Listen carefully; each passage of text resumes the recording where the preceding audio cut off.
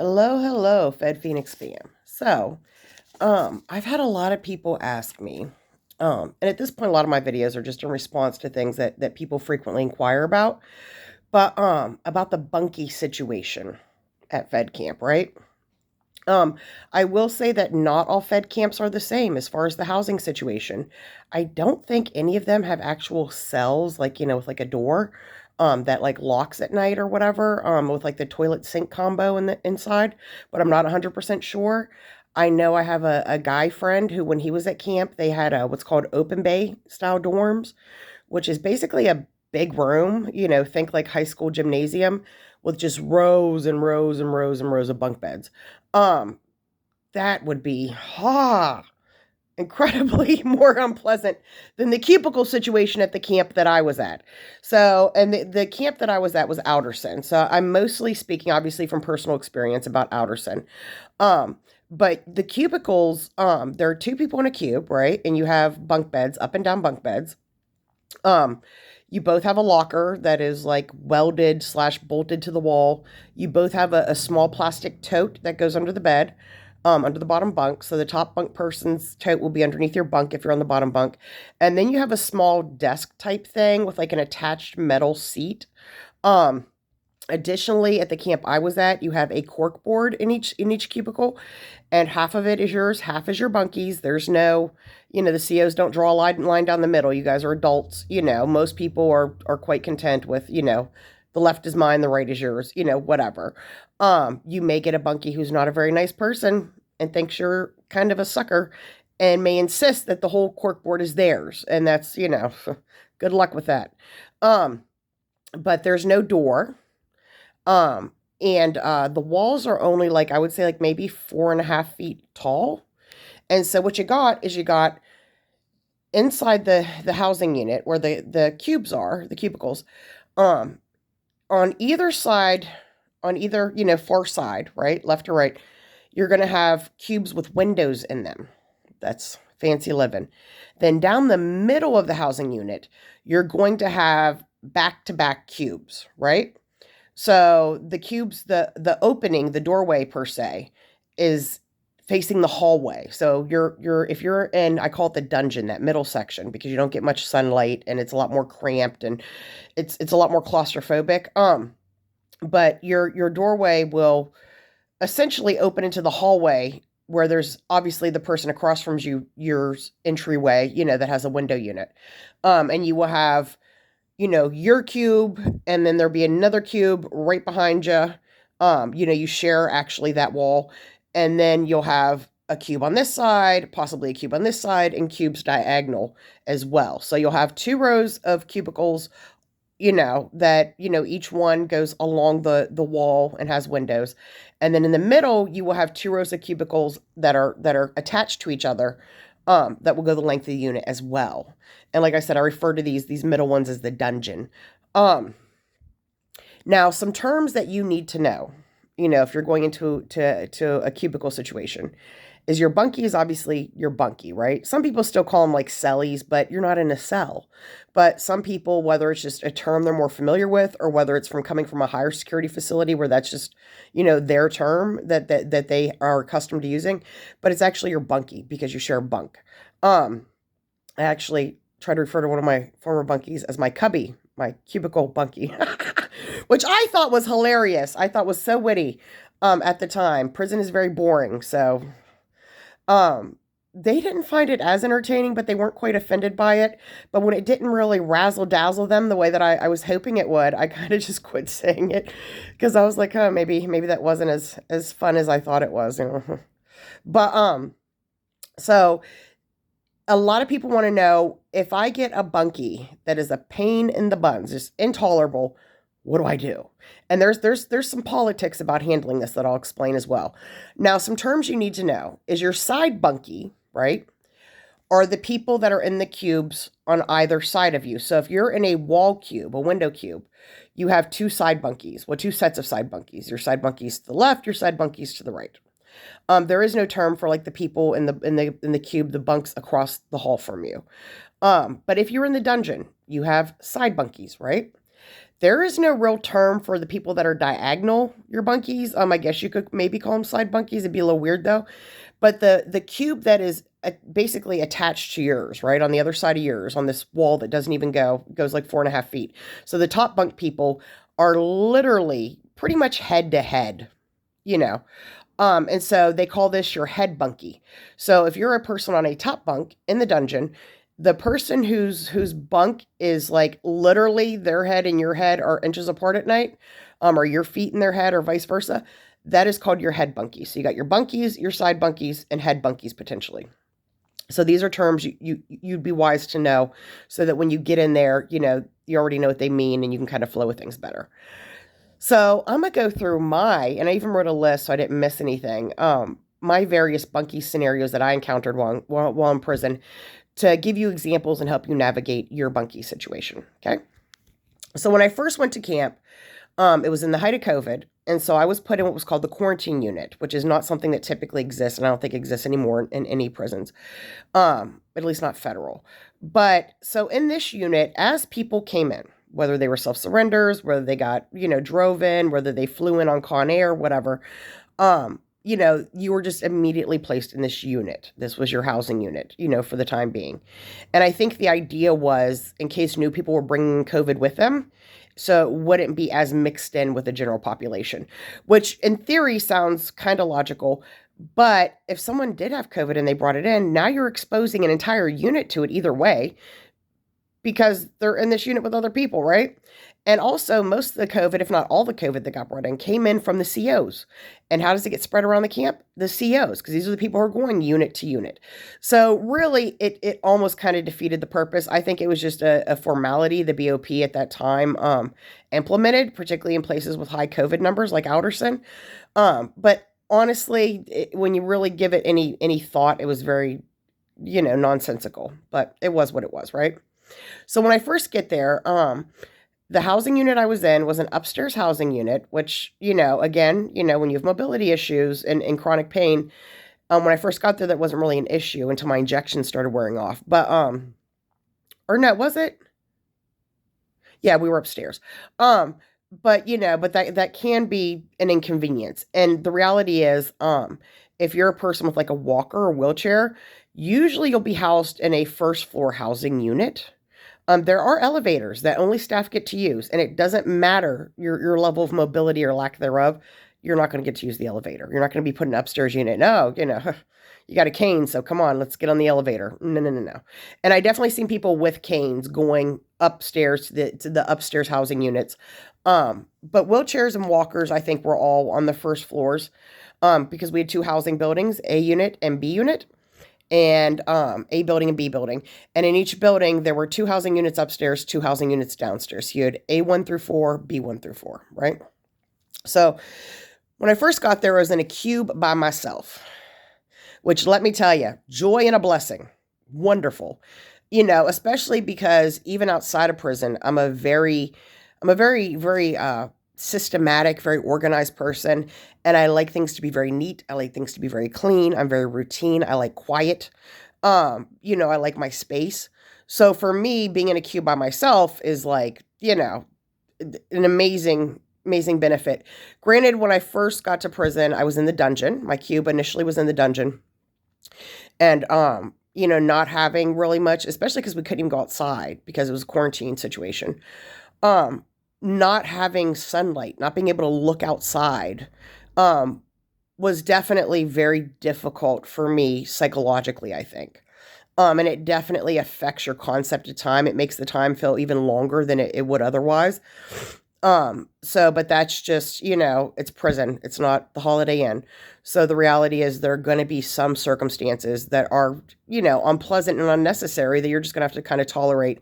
And you don't want to be a person that fusses about things that you don't absolutely have to. You got to really be careful what you fuss about, particularly to the staff, because generally they don't give a crap. I mean, unless something they feel it's their idea, or unless something is somehow going to make their job easier, they really don't care what you want or what you like or what you need. As far as the other inmates, yeah, we all fuss amongst ourselves a bit. But if you're the person who's constantly complaining, just like in the free world, people don't want to deal with that. So, and you don't want to make yourself a person who people particularly dislike when that's an unavoidable thing. So I started off in the dungeon, right, in the quarantine unit. And during this time, when I first went in, and these housing units house, I think, 102 women at full capacity in each unit, right? So when I first went in, I had a cube to myself. I think very few, if anybody, on my unit had bunkies at that point because, this was a unit emptied out for new people as they came in. And literally only one side of the unit wasn't even filled up with people. And there was a person who I will call Lord Farquaad. That's generally how I refer to this person. Who later, by the way, later was involved in an assault. This person loved to run their mouth and be loud and be obnoxious and be messy and be ignorant. And, and there came a time where somebody just got tired of it. And this person loved to, I'm going to do this and I'll whip your da da da da da. This person was like 5'2", was very flamboyant about the fact that if you got into a fight with them, they're going to bite you, which is really creepy, to say the least. And so anyway, eventually the day came that somebody got tired of it. And, they were in somebody's face and, blah, blah, blah, running their mouth. And the person had just had enough and, proceeded to beat the brakes off them. And then Lord Farquaad's buddies jumped in and attacked this person and jumped them with their steel-toed boots on. So the other person actually got harmed a lot more. Although on the one-on-one scenario, Lord Farquaad isn't busting a grape in a fruit fight. But anyway, I say that to say there came a time where I think what had happened is Lord Farquaad, who was on a bottom bunk but didn't have a bottom bunk pass, and this is a big thing in camp. Now, I knew going into camp that, having a top bunk would be a huge hindrance. You have way less privacy, for one. You feel a lot more exposed. You're a lot more uncomfortable. You're a lot more, you're closer to the overhead lights, which is unpleasant. And additionally, the getting up and down from the bunk is obviously more difficult than if you just have a bottom bunk. So knowing this going into prison, and I knew that they would not give not one iota about the fact that my knees and my back are crap and it's not really conducive for me to be on a top bunk. They wouldn't care about that. But I knew what they would care about is the fact that I have a seizure condition, right? I've had seizures due to hypoglycemia. And I knew that me announcing that I have a seizure condition upon entry would guarantee me a bottom bunk pass. And so I certainly freaking did. So I had a bottom bunk pass. So keep that in mind. So Lord Farquaad had a bottom bunk and was given a bunkie at some point. And their bunkie, Lord Farquaad terrorized the bunkie. The bunkie wasn't able to put pictures up on the bulletin board because Lord Farquaad had found something that the previous inmates had left in like a drawer in the horseshoe that was like a background kind of thing, you know what I mean? To like tack up to the bulletin board and put your pictures on. And they didn't want their bunkie, interfering with the aesthetic that they had going on. They bullied this person. They were, it just really was bad. And I don't know if that person went to staff or how exactly, the situation dissolved. But I do know at a certain point, they moved Lord Farquaad out of that cube. And when they did, they moved Lord Farquaad in with me. And in addition to being moved, Lord Farquaad now went from having a window cube, which is, again, pretty top tier, pun intended, but to being in the dungeon and having to be on a top bunk. So this person was not happy at all about the move. I was not happy. I was like, what the crap? Why me? Because there were still some empty cubes, in the other hallway and, yikes. So me and Lord Farquaad were bunkies and Lord Farquaad was horrible, god awful. Just very loud, frequently in confrontations with other people, loved to get up on the top bunk while during these conversations in our cube and get to clapping and yelling and talking crazy. And, Lord Farquaad, was kind of the leader of a lot of the riffraff, the people that are just really dramatic and people that probably still, and people that are very confrontational and very just ignorant and tacky and just, oh, the train wrecks. And so because Lord Farquaad was my bunkie, these people frequently came by the cube. Oh, let's do hair. Oh, let's, whatever. Let's, chit chat. And there were a couple of times where I even had to I'm like on my bunk, doing crossword puzzles or attempting to read, which was nearly impossible with all the noise. And Lord Farquaad's company is like sitting on the metal desk chair. And there was like one or two incidences where their company actually put their feet on the ladder of our bunk, which essentially is almost like putting your feet on my bunk because whatever's on your feet is potentially going to fall on my bunk. And I had to be like, excuse me, like, no, this is, whatever y'all got going on, not my business, but this ain't happening. This is very, I know you don't know no better, but this is real disrespectful. So I'm gonna need you to move your feet. So it's just a very uncomfortable situation.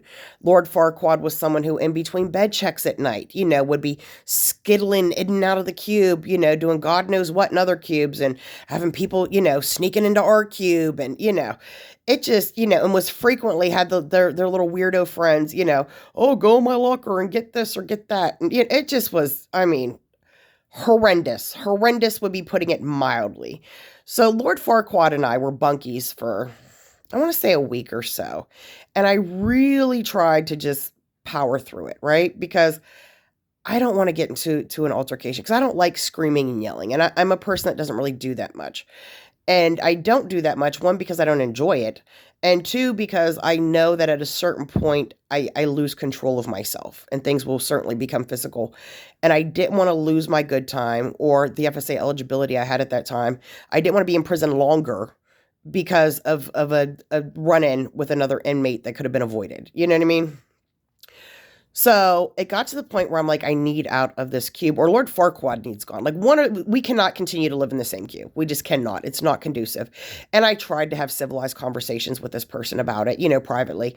And it was just completely just nothing.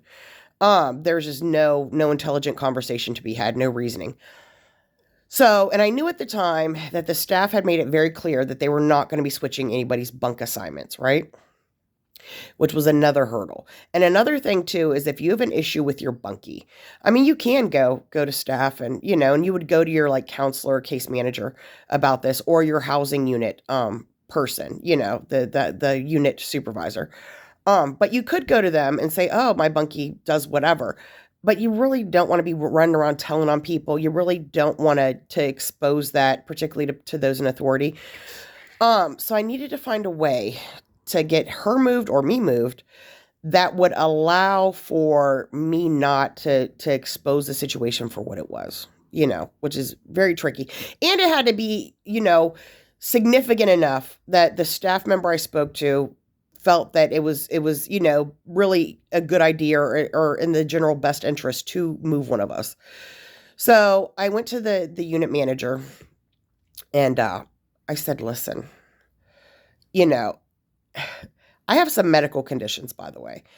I do not have incontinence issues. Let me just put that out there first. However, with my medical issues, a person could have incontinence issues. And at this point, the other hallway, the one that was empty when I first got there, had a decent amount of people in it. So now there are people in both hallways, front and back of the unit. And there was a section in the other hallway close to the bathrooms that everyone kind of referred to as the nursing home, because this was a lot of people, a lot of elderly people and people with various ailments, that were just, is a very quiet part of the unit, which was really appealing to me. So I went to the unit manager and I said, I think I really need to have my cube moved. And I know you guys have, been emphatic about not doing that, particularly because, people have little spats and want to be moved and whatever. But I have a pretty serious situation and I don't want to interfere in like the day-to-day, of the unit. And quite frankly, I don't want to put myself through this.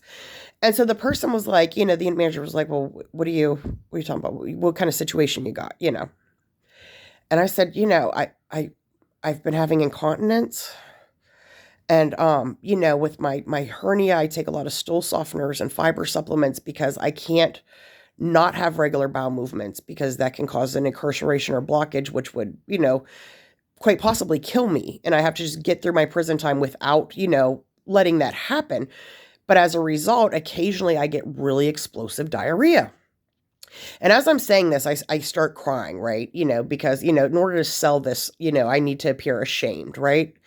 So I was like, the other day during count, we're standing in our doorways and my stomach got to bubbling and I tried to hold it. And I know no one can go to the bathroom during count. And, when count cleared and I ran to the bathroom, but I ended up shitting myself. And I think the other girls noticed, and people are kind of looking at me funny, and I think they're talking about me, and it's just really hard because it's not something I chose. It was uncontrollable, and I really need to be closer to the bathrooms. And additionally, and I forget which medical issue I said was the underlying situation, but I see I'm having a lot of urinary incontinence. When I have night terrors, aside from the sweats and stuff, sometimes I wake up and I've peed myself. And I know we're not allowed to like wash laundry on the unit, but I kind of have to in these situations because, I don't want to stink out the unit, or people to know. And me being as far as I am from the bathroom is really making the situation, way worse than it has to be. And so after I told this person this, and, thankfully, I think I appealed to a certain sense of humanity they had. And I knew that there were bottom bunks open in the nursing home and the quiet section on the other hallway in the front of the unit. And I didn't mention that I knew this because, again, you want these people to kind of think to some degree whatever they're doing is their idea. But needless to say, when I was done talking to her, she said, okay, calm down, because of course I was, you gotta do what you gotta do, right? So I'm, and, I don't want to be called, Princess Pee Pee Pants, which looking back is like, goodness gracious, like, clutch your pearls, right? But you do what the heck you got to do, right? And I knew that I couldn't throw Lord Farquaad under the bus in trying to get moved. And I knew, quite frankly, they probably wouldn't even care if I said, hey, I think maybe I'm going to, throw my lock in a sock and beat my Bunky to death tonight because she's intolerable. They wouldn't have gave a crap about that, quite frankly. So, when I got done talking to her, she was, like, calm down. It's okay. I understand there are a lot of women here with medical issues. It's fine, And she said, okay. She said, well, go ahead and start packing up your stuff. She said, I don't know. She said, we're going to try to move you to the nursing home, which, again, the slang term for that particular section of my unit. And to get you closer to the bathroom, she said, do you have a bottom bunk pass? And I said, well, yeah, because I have seizures too, And, she said, I don't know if I'm going to get the bed change in tonight or tomorrow or whatever, the guards will let you know. But go ahead and start getting your stuff ready. We're going to move you to a unit closer to the bathrooms. When I tell you, I walked out of there, my face was red from crying. I had boogers going, from the whole thing. I felt such a relief because I was out of this insane Bunky situation. Like literally looking just crazy. I remember I walked out of the back and I'm walking back to my cube and I couldn't stop smiling. I was so freaking happy. And of course a few people were like, are you okay? Like, like, you're all right? What's going on? I'm like, oh no, nothing. And then I think it was that evening, after one of the counts, one of the guards came to, my cube and was like, okay, Thompson, you're getting moved to, and then whatever the other cube was, in the other hallway, which ironically, you guys will hear me refer to Miss Tyson in my federal camp work requirements video. And that's actually how I ended up getting to know Miss Tyson, because we actually ended up being neighbors because of this, because she was in the nursing home section as well. But, and as I'm packing up my stuff, of course, my Bunky's like, why are you getting moved? They're not moving anybody. Why are they moving you? And, what did you tell them about me? And I said, listen, I don't have to tell nobody nothing about nothing because I don't know nothing about nothing, first off. But what I do know is that I have some medical issues, and so I'm being moved to the nursing home where I belong. End of story. So that was me getting moved to the nursing home. And I had a cube by myself, and get this, with a window. Woo! So you might want to take some notes on how I handled that, because that was really one of the best ways to handle getting moved, due to a negative Bunky situation. So after Lord Farquaad, then, I had that bunk in the window unit by myself, for a while in that unit. And then we got moved again. So then they switched the unit I was in, another one of the general population units. Like most of the unit tested positive for COVID. So what they were doing now is they were taking that whole unit, which was a first floor unit in the other building, and basically switching with us. And we were moving to their unit, which when we moved in, there was trash everywhere. It was really dirty. We knew that we were moving in, and the former residents, were mostly COVID positive. So there was a lot of cleaning to be done, and I understand them leaving it just nasty because most of them were probably so sick. The actual moving themselves was probably a heck of a difficulty. But when we got to the new unit, um, I again was in the dungeon because the unit number, the cube number that I had, in the previous unit, in this new unit, in this different building, that same cube number was not a window unit. It was a dungeon room. And honestly, again, to be by myself, I wasn't complaining. As much as I hate the dungeon, it was what it was, and at least I was by myself. So we were there for a while. Then, and we're getting, towards the last unit that we moved to. Then finally, they got to the point where there was going to be no more quarantine unit. There was going to be no more COVID symptoms unit because, at some point when we were in that second unit, they also developed a symptoms unit, and it was just a mess. But everyone was going to get put in general population, and the units they would have normally been assigned had they came into prison outside of these crazy COVID conditions, right? So again, we're moving back to the A building and to a different unit downstairs. So I went from, I think it was A1 to B3 or B4 to A2. A2 was my unit that I was in most of the time. That was his third unit, the general population situation. Sorry, y'all, I'm so sick. So when I get on A2, and mind you, they're not just moving us. They're literally taking people from all these different units. Like it was like the grand exodus because you had people moving from every unit other than RDAP into new units. And some of these people were general population, some were quarantined, some were, whatever. It was just nuts. So it really just kind of shook the crap out of the whole situation of who's living with whom, where they're living. So I get into A2. And there's a girl already moving into the cube, right? Because they only let us move in batches. They would tell each unit, that these people can move now. These people can move now. Because again, it was such a mass move situation. They were trying to control it. So I get into this new cube in this new unit in A2. And my Bunky is in there already. And she's like, moving her stuff in or whatever. And first off, I sometimes get a little confused. I have, some brain stuff going on. And so when I moved in, she was putting her stuff in this locker that in my mind, I was thinking, wait, that's a locker for the bottom bunk. I'm the bottom bunk. So the first thing I say to this person is, hey, that's not your locker. That's my locker. And she was like, no, I'm the top bunk. This is my locker. I'm like, nah, pretty sure it's my locker. She was like, really? You know what I mean? Ask anybody. This is my locker. This is the top bunk locker. And it took me a second. And I'm kind of looking at her like, is she messing with me? Or, and she wasn't. She was right. And I was like, oh, my bad. And I was like, oh, by the way, I'm Audrey. It's my first name, by the way, which in prison you mostly go by last names, but your Bunky tends to know you a little better than everybody else. So I say, I'm Audrey. She looks at me like she is probably convinced at this point that she's been bunked up with the biggest Looney Tune on camp. And she said, no, I'm Audrey. Because mind you, Audrey's not a very common first name either. In fact, the entire time I was at camp, there were only 3 Audreys. Me, this chick, and then another girl in a different unit at one point. But she's like, no, I'm Audrey. What the heck is wrong with this one? And I was like, no, I'm Audrey. And she's like, no, really? And shows me her inmate ID. She's like, my name is Audrey. And I was like, that's crazy. My name's Audrey too. And then I show her my inmate ID. So it was interesting. I can say that overall, this was a decent Bunky. Other Audrey was pretty cool.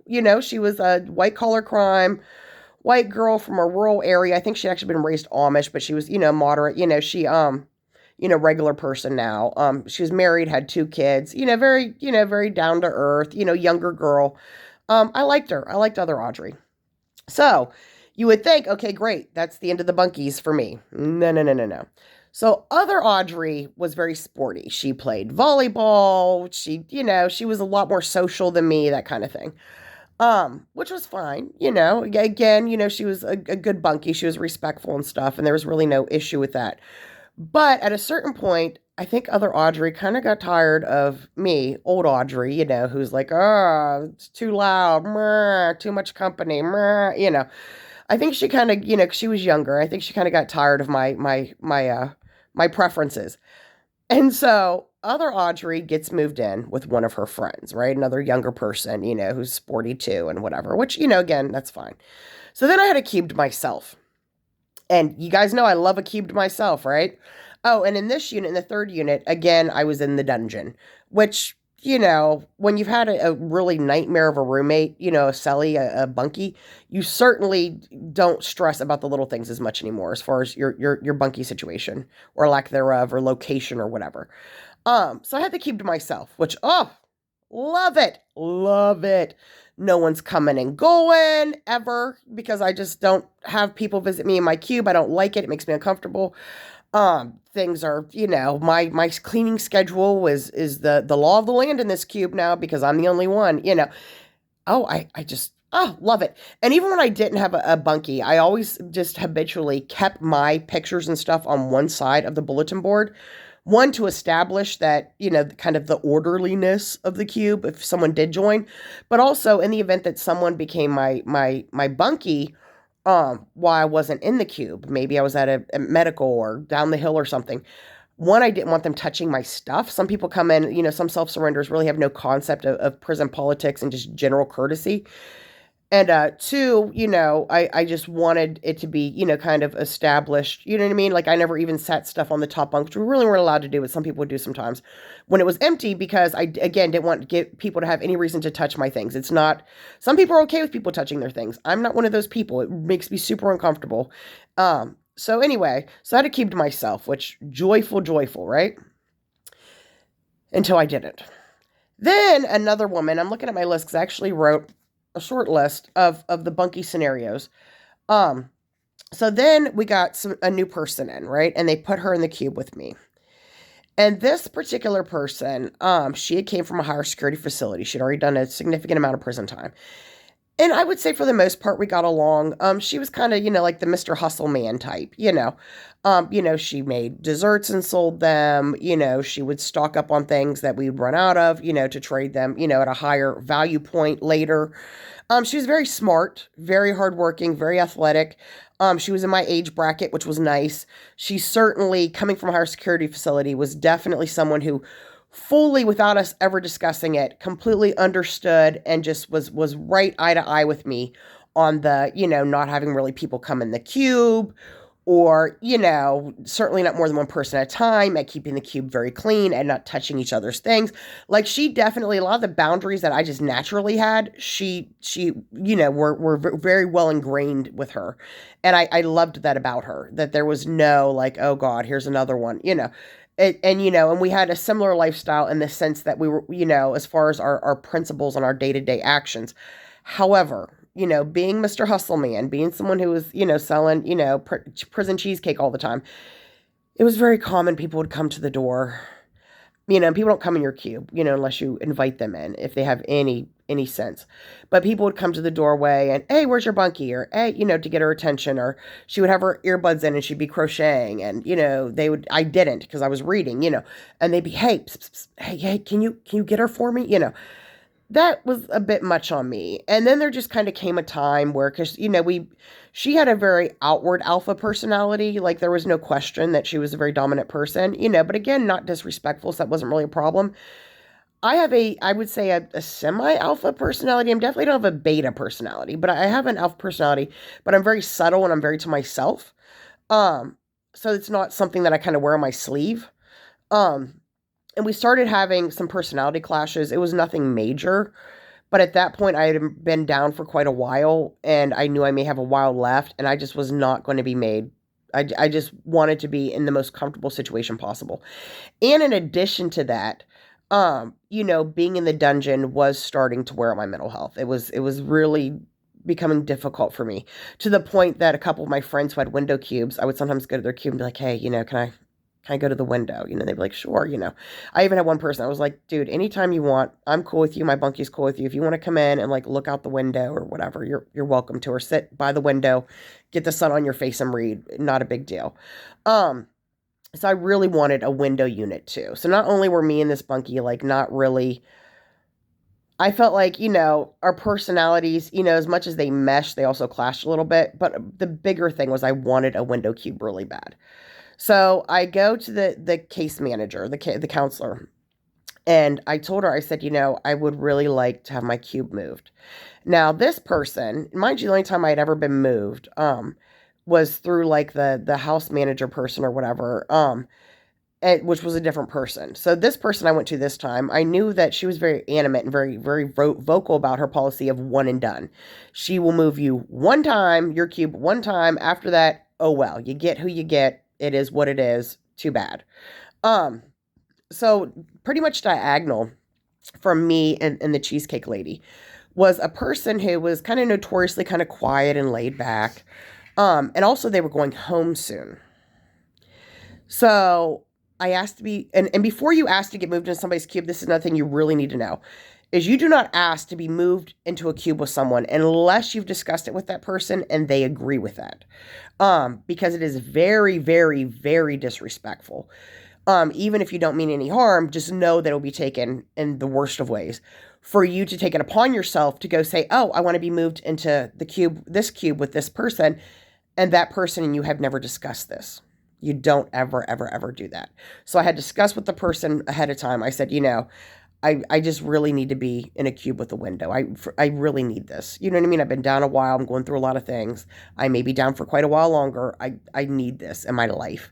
And, me and this person obviously lived close to each other long enough that they knew I don't have company. I keep my cube clean. I'm very laid back. I'm no drama, So I went to the counselor person. I said, can you move me to this cube? I really, you see, I've never had a disciplinary write-up. I don't make waves. I don't start no trouble. I stay to myself. I work in the chapel. I'm a very low-key person, and I just want to do my time and go home.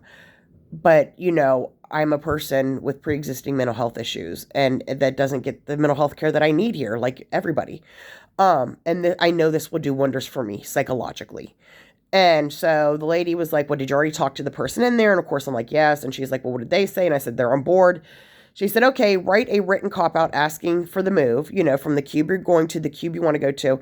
And you sign it, and then have the other person sign it that you've spoke to them about this and they're on board with it. Bring it back to me and I'll move you. But it is one and done. I will not move you again per your request for the remainder of your stay in prison. And I said, very well. So I get moved to this cube. Now, when I did, it's generally good manners to let your current bunkie know if you're intending to move. Now, of course, with Lord Farquaad, we never had this discussion because there was no intelligent discussions to be had. And quite frankly, I was so just annoyed and just disgusted by her that the last thing I was doing was extending her any courtesies, that I didn't feel, needed to be extended. Which you got to really be a piece of crap to get me to treat you like that. But so I didn't mention to Cheesecake Lady, because mind you, when all this went down, when I talked to the other person, when they said, yes, you can move into my cube, I went to the counselor. She said, well, get the written cop out, have them sign it, bring it back to me. All this happened while Cheesecake Lady was at work, right? Because she worked in landscaping. So, and I didn't know if this person was going to, want me in their cube. I didn't know if it was even going to get approved. I didn't know. So as I'm literally moving my stuff into this new cube, kind of diagonal across the hall, which at that point I became side bunkies with the person who I refer to often as my prison bestie, who I absolutely love, has about 6 more years in, nonviolent victimless crime, is an amazing person, but we'll get to that. So anyway, so as I'm moving my stuff, my bunkie comes back to the unit and is like, like, what the crap? And she's upset with me because she's like, wait a minute, you didn't tell me you were doing this. You didn't discuss this with me. And she's upset about this, especially being that she has a lot of history in a higher security facility. Because the thing is, as much as I love being in a cube by myself, a lot of people who've been in higher security facilities or down for a long time really don't like that. And they don't like that because when you have an empty bunk, that means at any time the administration is going to likely put a new person or a problem person in your cube. And you get no warning, no explanation, bam, here it is. And so it really opens you up for a lot of potential crap to be in a cube by yourself. And I honestly hadn't given that much thought because in the moment, I'm just like, let me, see if I can make this happen. And if I can, great. If I can't, whatever. If I can't, why would I discuss it with my bunkie, right? So I'm moving. She comes back from work, and she was like, like, what are you doing? Why are you moving? I didn't think we had problems like this where you would want to move. And I told her, I said, we don't have problems like that, and me and her are still on good terms this day. She's still in prison. I think she comes home in a couple years. But I said it's not that we have any major issues. One, I mean, obviously we do have some minor, but that's any two people that live together, particularly as complete strangers. But the issue, the real thing here is I need to be in a cube with the window. And I know you may not understand that, but I freaking do. And I made it, I didn't think I could make it happen, but I did. And so I'm can't apologize to you for that. But I do apologize that I did not, at some point mention to you that I was going to be trying to figure a way to get a cube with a window at some point. And this would leave you obviously vulnerable, open without a bunkie. So, and then and this new cube, this new window cube, goodness gracious. And this new window cube, I had that bunkie for a very brief period of time, like I said. Then they went home. And then again, cubed myself, bottom bunk with the window. Winner, winner, chicken dinner. Or so I thought. Oh my God, this video is like 40 minutes already. I'm going to try to cut this short because this is getting a little nuts. So, and I tell you all my bunkie scenarios so you can navigate yours. But, so then I have this cube to myself. It's a window cube. My side bunkie is my prison bestie, who I just love, love, love, love, love. Very good person. To a fault even. I would get really frustrated at times when I would see people taking advantage of her. But, it just is what it is. You mind your business. But then one day, this younger girl shows up and she's moving into my cube. And as she's moving in, and I can tell she's just loud and messy and, and as she's moving in, I'm like, oh, hi, I said, oh, my name is Thompson. Because another thing too is when you're dealing with people that you're not going to jive with very well or mesh with or don't expect to, even if you're bunkies, a lot of times you still just go by last names because this is not someone that you're going to have the normal, informal kind of bunky relationship with. So I was like, I'm Thompson, by the way. And she was like, oh, I know.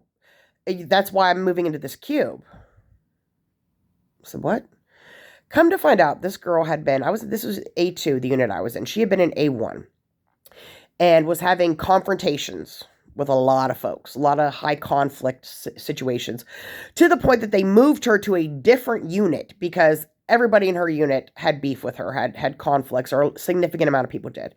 And they thought, well, we'll just switch her to a different unit. Maybe, she can get her crap together. And I guess when she was in the hallway waiting to talk to the counselor about wanting to be moved to a different unit because everyone hates her in her unit and it's just nonstop and they bully her and all this, which they weren't, I don't know, maybe they were bullying her, but she certainly was bringing it on herself if they were. While she's in the hallway waiting to talk to the counselor, someone from my unit who knows her, she was talking to them and explaining her situation, and they were like, oh, you should try to get in a cube with Thompson because you're a top bunk, she's a bottom bunk, her top bunk's empty, she has a window. And, like, she's super chill. So if you're having problems with, like, people bullying you or trying to fight you and argue with you, Thompson really doesn't do none of that. You know what I mean? Like, she's, kind of quiet and to herself and just, respectful. That's the cube you need to be in.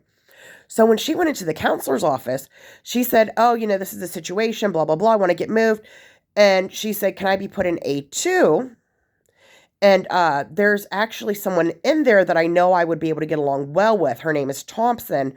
And her cube is, it's on the far left side of the unit towards the front. I don't know the exact number. And so the counselor had assumed that she had already discussed this with me and I knew her and this was just fine. So as she's moving her stuff in, I'm like, oh, I'm Thompson. And she was like, oh, I know that's why I'm moving into this cube. And I was like, what do you mean that's why you moved in this cube? And she said, oh, I know such and such. And she mentioned someone on my unit who I would say was okay, but not someone I would ever be bunkies with because they were too loud and messy, but they weren't disrespectful. So that made them tolerable to me. But they're like, oh, I'm friends with such and such. And, and they told me the story. And I said, so you just volunteered me to be your bunkie? And they were like, well, yeah, because such and such said that you're laid back and you're pretty chill. And, and they said, and then they tried to hit me with the flattery, which was cute. Then they said, I mean, and not to be rude or anything, but, with your age and kind of your reputation, your demeanor, I could probably use like a person in my life, who's kind of older, more laid back, and because I need some of that, which kind of softened me up a little bit to her, because I'm like, okay, I have an older kid, and so when people in that general age group, kind of, put themselves in a position or kind of come at me in a way, where they're almost, needing or wanting some kind of like mothering, for lack of a better term, I'm kind of soft for that, in all honesty. So we become bunkies. And every freaking day, I gotta reiterate, hey, the rule book says no more than two people in the cube visiting at a time.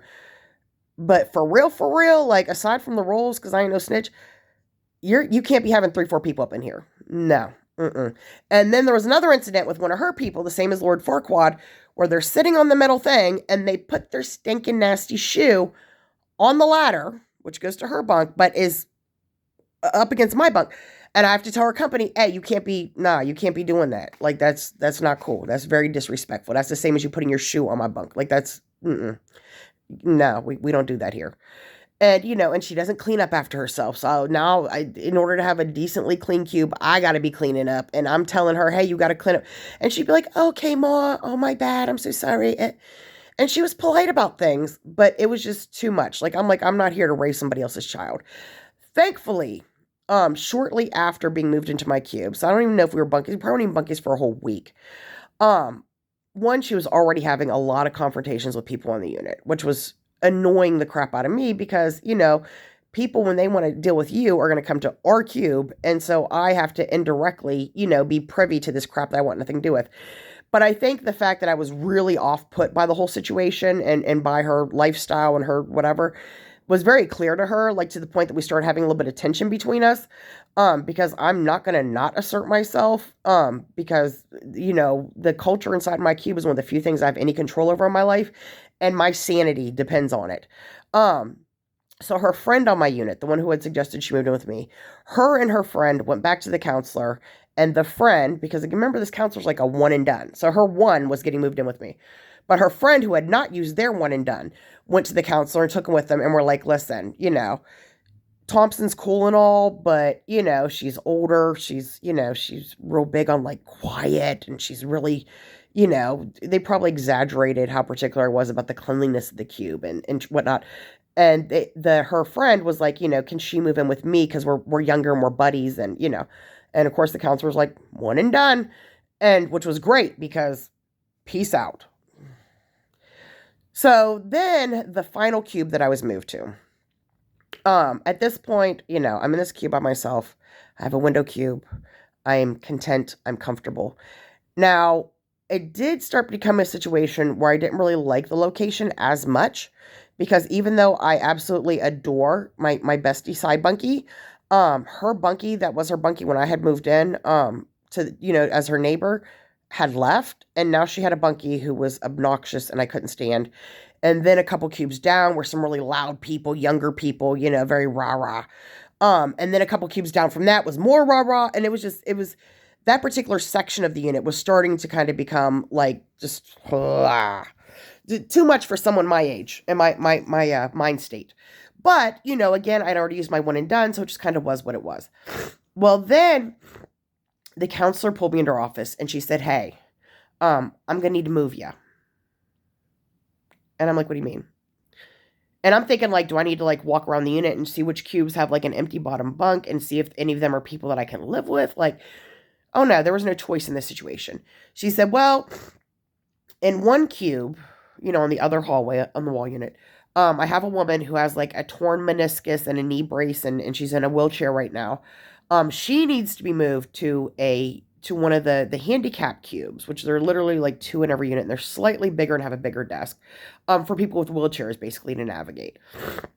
And she said this person needs to be moved into a front of the unit handicap cube. And of course I'm thinking, like, what does that have to do with me?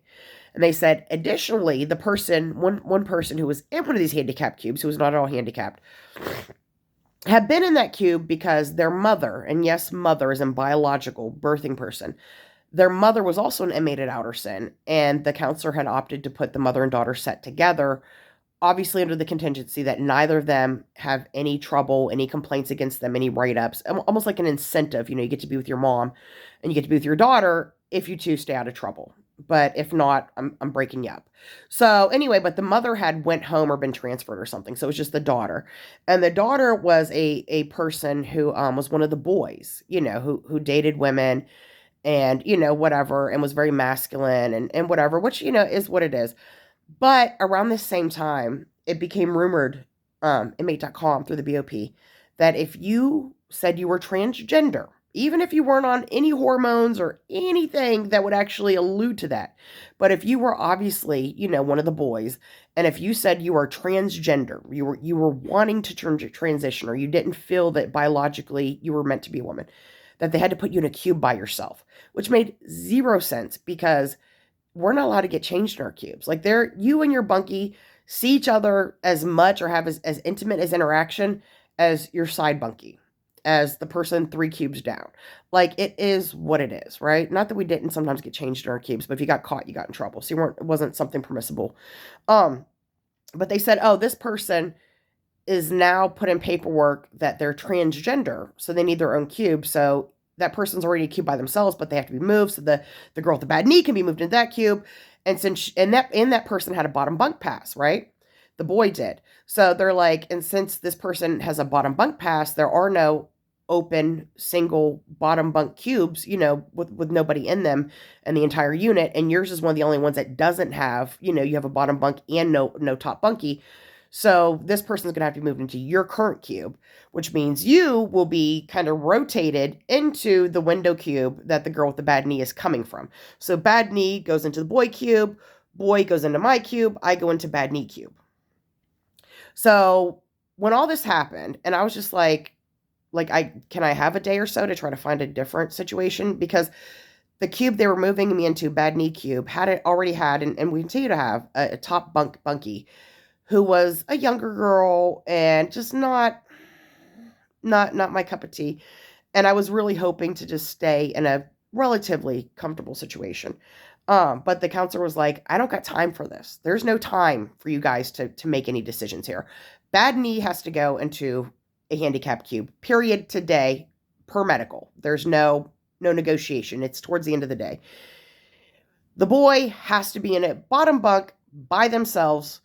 And your cube, you are literally the only bottom bunk person with your own cube. So you could kiss that goodbye. And that means that you're going to have to go where bad knee was, because that's going to be the only open bottom bunk in the unit. Now, the good news is this new cube was a window unit. And like I said, the top bunk person, there were a lot of things about her I didn't like, aside from just the behavior of a young person, and different things about her personality and the way she carried herself. And when I moved in, the cube was, nasty, nasty, nasty dirty. Like, it took a stack of panty liners and a ton of disinfectant spray to get all the funk off the blinds. And so I'm like, as I'm like moving in, like I'm like trying to, I got everything in mind, nothing even in the locker until I can clean it. And I understand the girl with the bad knee couldn't do much cleaning, but the young girl obviously just was a dirty butt. So I'm like scouring this cube, top to bottom.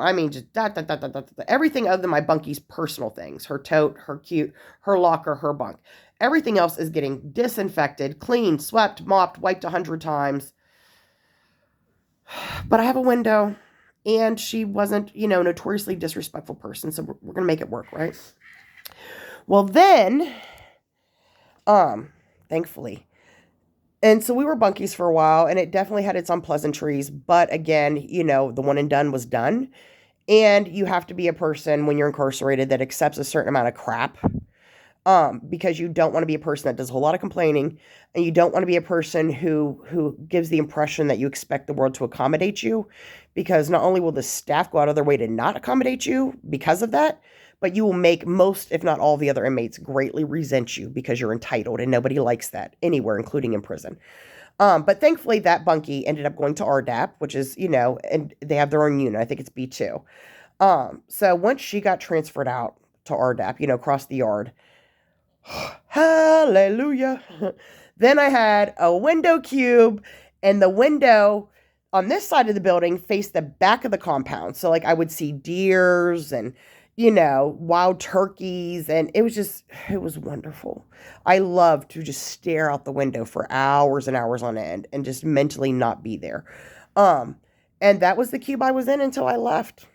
And there were times where people had came up to me at different points, and said, "Hey, I don't get along with my bunkie," or "Hey, I this location is better for me," or whatever.